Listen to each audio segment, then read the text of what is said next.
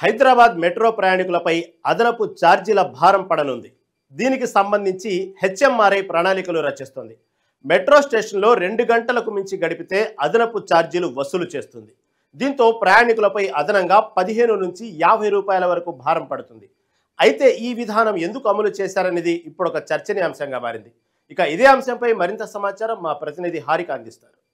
Hyderabad metro రైలు ఇంకా మళ్ళీ అదనపు ఛార్జీలు వేయబోతోంది అని చెప్పేసి ఇప్పుడు వస్తున్న ఒక వార్త. అయితే ముఖ్యంగా ఏదైతే ఇప్పుడు మనం వింటున్న ఇప్పటికే ఆల్రెడీ మేలో అంటే 6 నెలలు కూడా గడవలేదు, ఆల్రెడీ 20% ఛార్జెస్ పెంచేసింది. అందులో ముఖ్యంగా మనకు ఎప్పుడైతే ఇప్పుడు 2 కిలోమీటర్లు వెళ్తే ముందు 10 రూపాయలు ఉంటే ఇప్పుడు 12 రూపాయలు అయ్యింది. అది కూడా మళ్ళీ 2 నుంచి 4 కిలోమీటర్లు వెళ్తే 23 రూపాయలు, అలాగే 4 నుంచి 6 కిలోమీటర్లు వెళ్తే 29 రూపాయలు, అలాగే 6 నుంచి 8 కిలోమీటర్లు వెళ్తే 35 రూపాయలు, అలాగే 10 కిలోమీటర్ల వరకు వెళ్తే 41, ఇట్లా దాదాపు 22 కిలోమీటర్లకు పైగా వెళ్తే మాత్రం ఖచ్చితంగా 75 రూపాయలు. అంటే మనం మెట్రో కార్డు ఒకటి కొనుక్కుంటే దానికి పైన మనకు 10% డిస్కౌంట్ వస్తుంది, అది రెగ్యులర్ గా వెళ్లే వాళ్ళకి. కానీ అప్పుడప్పుడు వెళ్లే వాళ్ళకి మాత్రం ఖచ్చితంగా 70-75 రూపాయలు ఖచ్చితంగా పే చేయాల్సిన పరిస్థితి అయితే ఉంది. అయితే ఇప్పుడు అదనపు ఛార్జీలు దేనికి? అదనపు ఛార్జీలు దేనికి అంటే ముఖ్యంగా ఏదైతే మెట్రో ప్రెమిసెస్ లో ఉంటే ఇది ఖచ్చితంగా గమనించాల్సిన పరిస్థితి ఉంది. ఎందుకు అంటే మనం క్రౌడ్ ఎక్కువ ఉందనో, లేకపోతే షాపింగ్ చేద్దామనో, లేకపోతే ఏదైనా తిందామనో, ఎందుకంటే ఇప్పటికే మెట్రో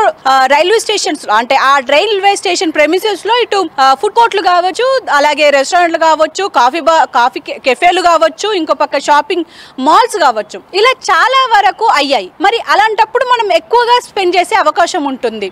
అయితే దీని మీద కూడా అధిక భారం వేస్తుందంట. 2 గంటలకు మించి ఉంటే అంటే 2 గంటల మీద 1 నిమిషం ఎక్స్ట్రా ఉన్నా మనం పైన ఆ భారం వేస్తారు అని చెప్పేసి ఇప్పుడు వస్తున్న వార్తలు. మరి అది ఎంతవరకు నిజం? ఎందుకు అంటే ఇప్పటికే అదనపు భారం ఏదైతే ఉందో అంటే ఇటు ఆల్రెడీ మెట్రో అంటేనే చాలా ఛార్జెస్ పెంచుతూ ఉంది అని చెప్పేసి ఆల్రెడీ మనకు రెగ్యులర్ గా వినిపిస్తుంది. అయితే ఆల్రెడీ ఇటు మేలో ఎప్పుడైతే పెంచిందో తర్వాత 3 నెలలకి మళ్ళీ ఛార్జెస్ పెంచుతుంది అన్నప్పుడు ఇటు హైదరాబాద్ మెట్రో రైల్ కి సంబంధించిన సంస్థ మాత్రం దీనికి ఆల్రెడీ స్పందించింది. అంటే ఈసారి మేము పెంచడం లేదు, ఆల్రెడీ పెంచేసాం, ఇంతే ఇంకా అని చెప్పేసి మాట్లాడారు. అలాగే అదనపు భారాన్ని అంతా ఇప్పుడు ప్రజల మీద వేస్తున్నారంటే ఎస్ అని చెప్పుకోవాలి. ఎందుకంటే ఇప్పటికే ఆల్రెడీ అంటే ఇది ఒక ప్రైవేట్ సంస్థగా ఉన్నప్పటికీ మళ్ళీ గవర్నమెంట్ మీద వేయడంతో అంటే ఉన్న షేర్లన్నీ గవర్నమెంట్ కి ఇవ్వడంతో పూర్తిగా ఏదైతే ఇప్పుడు పూర్తిగా మెట్రో రైలు పూర్తిగా ప్రభుత్వంలో ఉందా లేదా అంటే దానికి ఖచ్చితంగా మనము ఎస్ అని చెప్పలేని పరిస్థితి ఇప్పుడు. అయినా సరే ఇంకా అప్పుల్లో ఉంది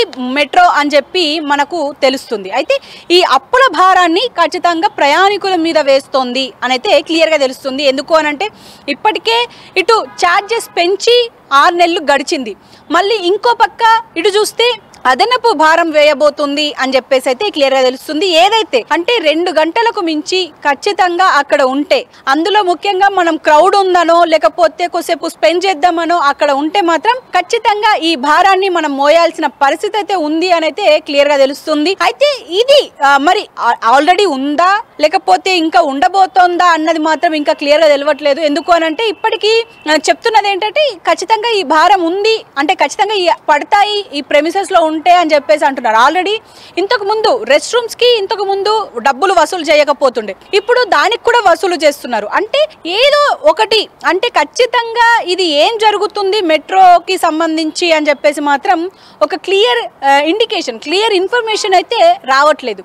మరి దీనికి సంబంధించి హైదరాబాద్ మెట్రో రైల్ లిమిటెడ్ ఖచ్చితంగా దీని మీద స్పందించాల్సిన పరిస్థితి అయితే ఉంది అని అయితే క్లియర్ గా తెలుస్తుంది. ఎందుకంటే ఏదైతే ఈ అధిక భారం జనరల్ గా చాలా మంది రెగ్యులర్ గా ఈ ప్రయాణం చేసే వాళ్ళు ఇటు రాయదుర్గ్ కావచ్చు, ఎల్బీ నగర్ కావచ్చు, నాగోల్ కావచ్చు, ఇలాంటి ప్రాంతాల్లో ఇటు ఐటీ హబ్ కి వెళ్లాల్సిన వాళ్ళు కూడా ఇప్పుడు అటు వెళ్తూ ఉంటారు రాయదుర్గ్ సైడ్. మరి ఇలాంటి సమయంలో ఎక్కువ క్రౌడ్ ఉంది అని చెప్పేసి మనం వెయిట్ చేస్తూ ఉంటాము.